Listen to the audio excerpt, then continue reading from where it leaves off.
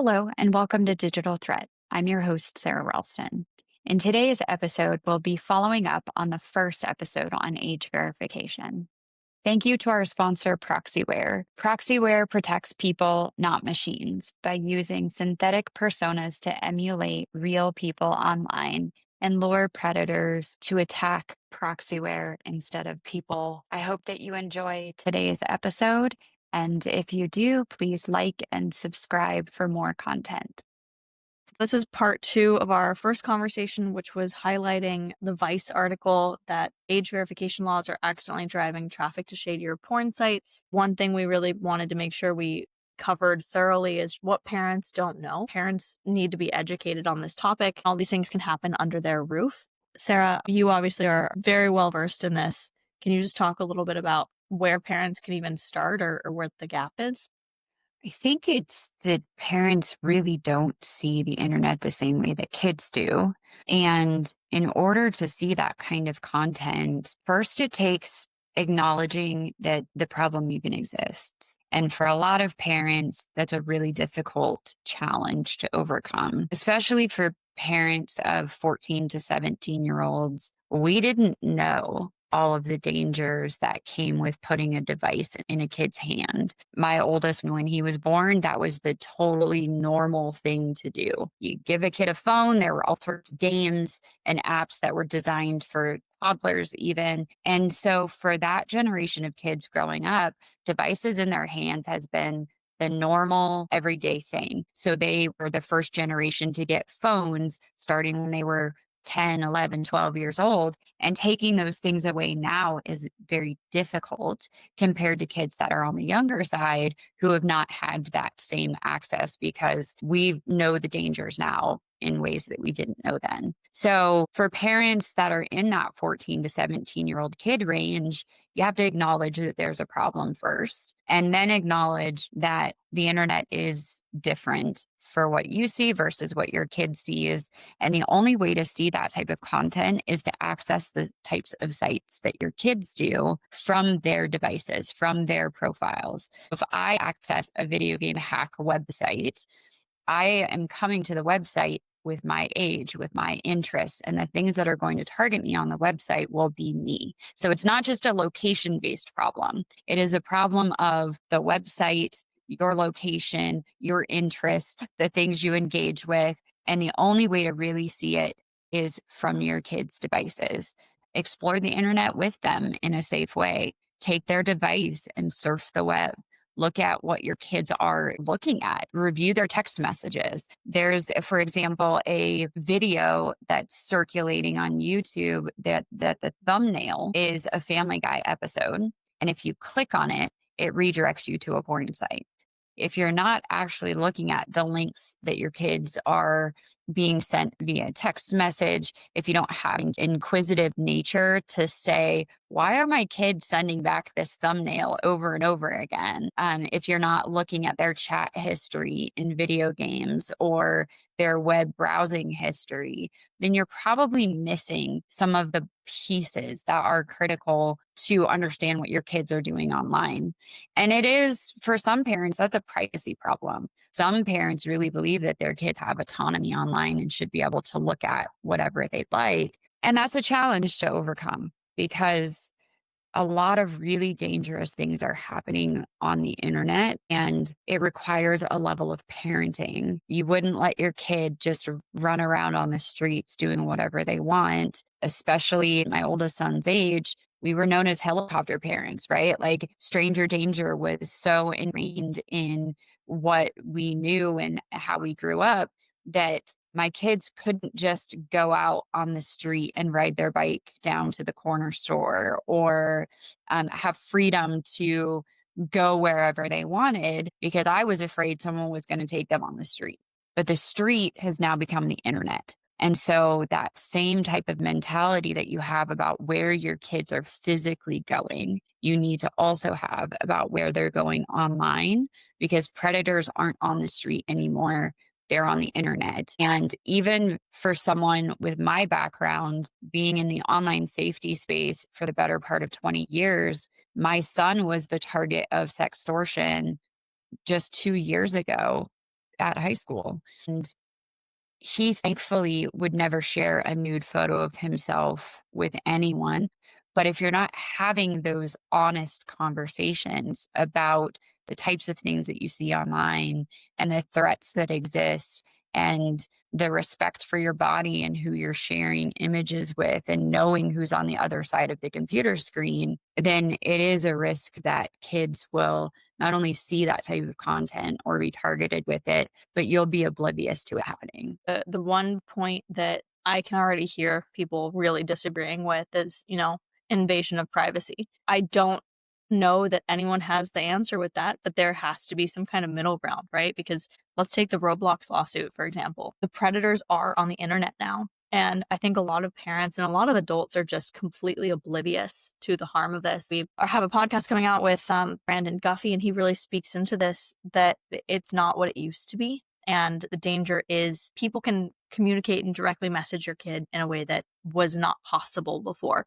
It wasn't possible when we were kids. Our parents felt very differently. It was like, beware of the white van and anyone who offers you candy. And now it's on Roblox, kids who are sextorted, sent sexual content, and trafficked based on a video game. So if they go in and say, I had a bad day at school, all of a sudden they have 30 other users and individuals with their handles saying, oh, I'm so sorry to hear that. How old are you? What time does your mom come home? So I don't know what the solution is, but what is that middle ground and what potential is there of you're not invading your kid's space? They're allowed to have the door closed and have their own world and opinions, but you're still protecting them from a truly like dark, unknown harm. Sometimes even accountability is a good middle ground. So if you know your kid's passcode to their phone and you have a policy in your house that you as the parent can ask for that device at any time, sometimes that's even enough for kids to think twice about what it is that they're doing online. And if you're going to say you're going to do it, you have to back it up. You have to at least take their phone a couple of times and look through it. The way that I think about it, I pay for those devices. My kids didn't buy them. They don't pay for the internet. They don't pay for their cell phone bill. So it is my device that they have the ability to use. And the level of autonomy and privacy in my house grows as you get older. So my 17-year-olds have phones, they have computers, they are pretty autonomous online. My 9-year-old has a tablet, but he can only use that tablet in public space. He can't take it to his room. He can't have his door closed. And the passcode on his tablet, we all know, we look through it. So as kids get older and they start to understand the dangers that exist online and they start to engage in open, honest conversations with you, then you can give another level of privacy, which comes with that age and understanding. It is most difficult in that 14 to 17 range for that very reason, because kids of that age grew up with the devices and with the expectation of privacy. But nobody could have imagined in 2008 where the internet would be today, what social media would look like today. And now that we have that and we have all this amazing research on even the dangers of social media itself, without even talking about the targeted harmful content, the short form videos and what it's doing to attention spans, Yeah. ADHD levels rising over time, difficulty paying attention in schools. And so you see states all over the place creating bell to bell, no phone policies. You have teachers that have put your cell phone here places in classrooms. The book, The Anxious Generation by Jonathan Haidt, really gets into a lot of that solid research talking about social media and the harms of it. But kids of that 14 to 17 range, they might already have social media. And so the question is, what do you do then? And my answer is look through the device, do it with your kid. It doesn't have to be something that you're doing secretively, which feels even more like an invasion of privacy. Do it in the open. Have your kid sit down with you. And if there are things that they don't want to show you, that tells you something is going wrong. The fact of the matter is it's really hard, and you kind of have to pick your heart here, is what I'm hearing from you. You can either be hands off and have the bias that you're not being targeted as an adult with a lot of this predatory content. And there's a lot of it, and we can discuss that. Well, nothing bad happened to you or your friend's kid down the street who's now 21, 22, and they're well adjusted and fine until your kid or someone else's kid is either trafficked or commits suicide from sextortion or something of the like. So it feels very much like a pick your hard here. I'm not a parent, so the thought of someone going through my phone is a wild invasion of privacy. But maybe like our parents' generation was harsher than we wanted to be, and now there's a better understanding of why that was. There's got to be some kind of guardrails, especially now when everyone has access and the ability to reach out to your kid. There's so many stories of boys and girls being trafficked under their own parents' roof, and they have no idea. So I think what you said about kids getting more autonomy and privacy and freedom as they get older is the right stage. They're also really curious and they have no idea what this is. Everybody likes sex. Everybody is intrigued by porn. They don't understand the same limitations, and they don't have the ability to cope the same way a 25-year-old, a 30-year-old can. They don't have the previously understood dynamic of what a healthy relationship should look like. So we give them too much credit, and then when they turn around and ask about it and want to have an open dialogue, it's, well, that's uncomfortable for the parent involved. You're too young to know about that. So it feels like a lot of problems being stacked on top of each other. And it's not just the way that you parent. So that's another thing people need to recognize. My kids go to public school, and the types of things that they hear at school and that their friends tell them about or they talk about is not always reflective of the values in my own house. If you have locked down devices and you are checking in on everything your kid's doing, but you're not open having the conversations about things that feel uncomfortable to you as a parent, then you're still missing the opportunity to help your child to navigate the world that's around. Your kid with a lockdown device could go to a friend's house who has an open computer, or could look at their friend's cell phone sitting in a classroom. So if your kid's friends are exposed to things and they want to talk about it, by extension, your kid might be exposed as well. There isn't really a great answer for how you prevent that, but it is highlighting the imperativeness of having open, honest conversations with your kids about everything. In my house, there is a no judgment policy for any question that the kids want to ask. I will give an honest answer that is as age appropriate as possible. That creates healthy dialogues. Whenever there's something that feels uncomfortable, something a friend said at school that they don't know what that means or why they would say it, we have those conversations. And we've had a lot of them recently. There's a lot of kids in fourth grade that are talking about slang terms for various sexual acts. And my kids are like, what does this mean? Why are they talking about it? What is puberty? What does sex look like? How do bodies work? And shying away from these conversations only makes that a secret, something that they're going to find information online about rather than ask you about.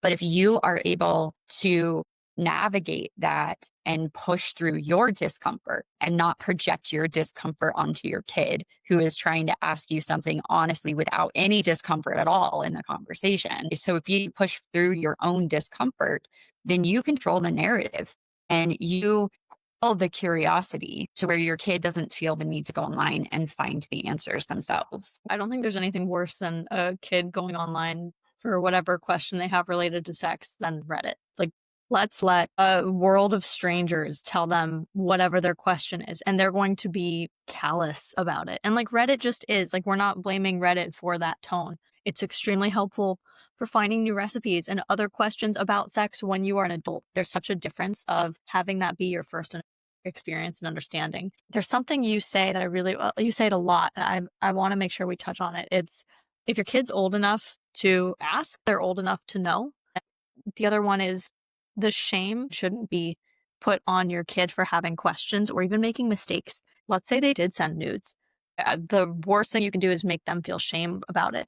The shame should be Right. coming on whatever party is responsible, someone that's a predator or an adult that has no business having a relationship like this with your child. And maybe it's just like harmless and it's two kids sexting and it's fun and it's new. And it's also what we all did. I want to remove any kind of like stigma or have this conversation that's so out of touch where like everybody likes sex. It's not a problem. We just have to find a better way of talking about it because the scary parts and the real damage on the other side of not talking about it could be no longer being alive. Sex is such an interesting thing because as society, we have overly sexualized everything. And then we feel like we can't really have conversations about it. Every person has things they like and things they dislike. And for some people, those might be what you'd call kinks. And for some people, they're not. But we shouldn't feel bad about the things that we like or don't like. There's reasons for it. There's reasons your brain developed the way it did. And I won't say pornography as a whole is bad. Some people want to enjoy watching it. That's totally up to them. But for children, their brains aren't developed enough to really understand what that normal is for them and have set the boundaries for right and wrong. That being said, if they did sext a photo to someone, there is a big difference between I did a bad thing and I am a bad person. We all make mistakes, and coming at the conversation from the position of that's a bad thing and we can address mistakes and we can change behaviors and we can move forward is a very different conversation than you are a bad person. And when your kid feels like they're a bad person for having done whatever it is or enjoyed whatever it is, that's when you have guilt and shame that becomes part of the overall equation. And it doesn't just impact them in that moment, it impacts them for decades to come, potentially, changes their view of natural, healthy sexuality. And it's a really fine, delicate line for parents to walk. I do want to go back to what you said about Reddit. Reddit's a really interesting example, being that it is a social media platform. Its cornerstone is anonymity. So for kids that are over 13, they can sign up, create an account, and have access to all content. So you shouldn't be lying about your age. But I don't know if Reddit does or doesn't actually collect any sort of age data in the US. I know they recently rolled that out in the UK. And because Reddit doesn't qualify for 3% adult content that most state ID verification laws, it doesn't fall under those laws. And there is sexual content that exists on Reddit. And all you have to do is click, I'm over 18. And so it's a good example of where a company is following the law. They're doing what they're supposed to be doing. And yet a kid can anonymously have an account on Reddit that allows them to see a wide range of things, get an answer to a wide range of questions. And parents don't even have to know about it because there is no restriction for children to be able to download the app or create an account. Yeah. It's a really difficult thing to navigate. And if your kid does have apps on their phone, like social media platforms, you should really be paying attention to what those are and what's being posted on them, or what types of queries or searches that they're looking at. Yeah. I mean, it's difficult. It's also so glorified. So, I mean, social media is so glorified, and that's its own problem and disease. I understand there's creators that create content, they don't look at it, they're not trapped in this like social media doom scroll that's taken over the world, keeping up with the Joneses and this mental pressure. I was going to say mental disease, and that is extremely harsh, but I think it causes so much anxiety for everyone. It is everywhere. So it's hard. It goes back to me of choose your hard here, because you are going to have to actively fight against this, your kid who's asking you, I want a social media. All my friends are on it. Why can't I take my phone in my room? Everyone else does. Why do I have to show you what I'm doing when schools and daycares and everywhere else you're putting your kid are pushing privacy and trying to remove the power out of the parents' hands and allowing them to go to doctors and not tell their parents and have all kinds of conversations? You're completely removing the parents' autonomy in this decision and in this process of how to raise these kids. And the reality is every parent gets to decide for themselves how much autonomy that your kid gets. But do so with your eyes open about the dangers that exist online. Right now, parents are making these decisions with the understanding that the internet is a wealth of information and it's great content for kids. And so, my hope is to at least educate parents to know these harms do exist before it becomes personal to them through some sort of targeted harm or action of their kids so that they can make informed decisions about the type of autonomy and privacy that they want their children to have. The reality is most trafficked victims that start online these days willingly leave their house. It is not a kidnapping situation. It is a predator on the other side of a computer screen who convinces your kid that they will have a better life outside of your home if they just willingly leave. And that's a really scary reality for parents. So you can decide not not to invade your kid's privacy and not to have these conversations, but know that this kind of activity happens online. 3 out of 4 teenagers have seen adult content online. 1 out of 2 tweens between 10 and 13 have seen adult content online.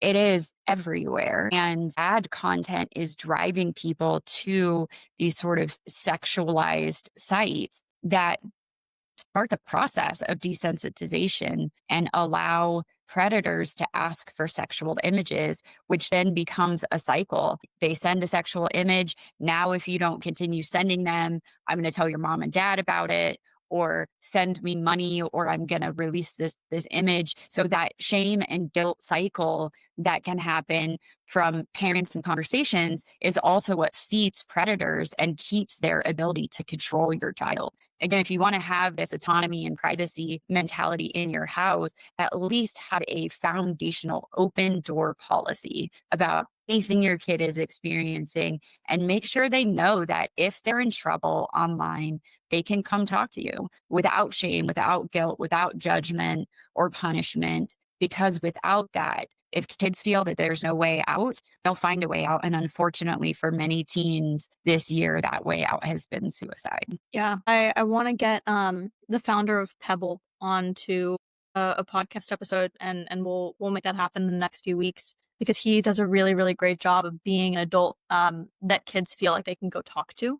And I think sometimes it's really hard to have that like safe space be your parents because you are embarrassed and you don't want to tell them or show them or have them in every text that you're exchanging with a crush or a friend when you're getting to that age. Whatever age that is for each kid is different based on what they've been exposed to and how quickly they develop. But he does a really good job. I think it's called Your Preferred Contact at schools. And he is the preferred contact for, I believe, over 100 kids.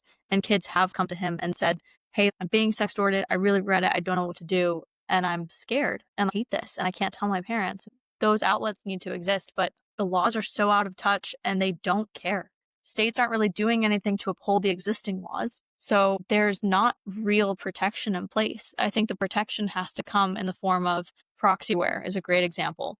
CrowdStrike.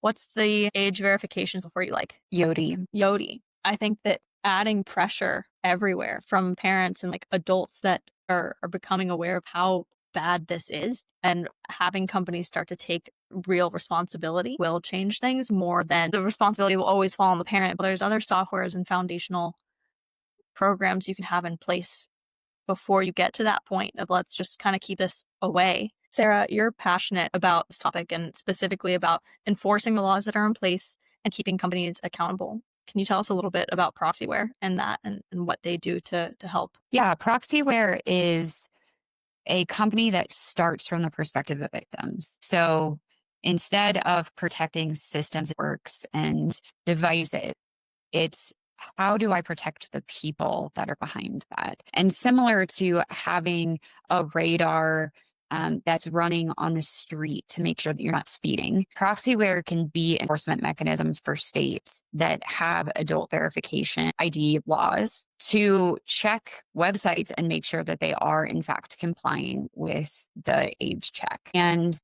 that's really important to the conversation of autonomy and privacy, because if you live in a state where you have voted to ban adult content without proving that you are an adult, you should not have to worry that there are sites online that your kid can access without an ID. That's the citizen part. We voted for a law. That is the law should be followed. But the reality is that companies don't follow the law. And without any sort of enforcement mechanism, the risk to them and to their bottom line is not great enough for them to do anything to follow the law or to actively comply. There are a lot of great technologies out there that are age verification providers that do maintain privacy and don't require, in a lot of cases, your actual ID. Like Yoti can do age estimation through AI. Persona is another one that can do the same. There are ways for companies to comply at relatively low cost, but as a citizen who voted for a law, you should not have to worry that that law is being followed, and you shouldn't have to be so concerned that your kid is going to access that kind of content online when it's illegal for them to do so. And so it really is the onus of the state to put some sort of enforcement mechanism in place. Yeah. And Proxyware can be that. So it can view all 4 million adult websites at scale every single day from a specific location. And then once a non-compliant site is found, it can be the enforcement mechanism for the state to reach out to that particular website. And that means that if it's installed in your kid's school, then it's protecting your kid while they're at school. It's protecting them equally while they're at home. That's a great thing about starting from the perspective of victims is it's not limited to what device your kid's on, what network your kid's connected to, or any sort of system process that you have in place. It is removing harm at the source of it. Yeah. There's a lot of layers, but I feel like that one is the foundation of the enforcement. And you're right, the responsibility here does fall on the state. Parents and citizens have voted for these laws, and you expect them to be upheld. Right. You did your part, you voted for the law and should be followed. But companies that have headquarters outside of the state that passed the law, it's without any sort of enforcement mechanism, there isn't much benefit for them to comply. I'm looking forward to having a couple more of our speakers come in and have more conversations with you about this.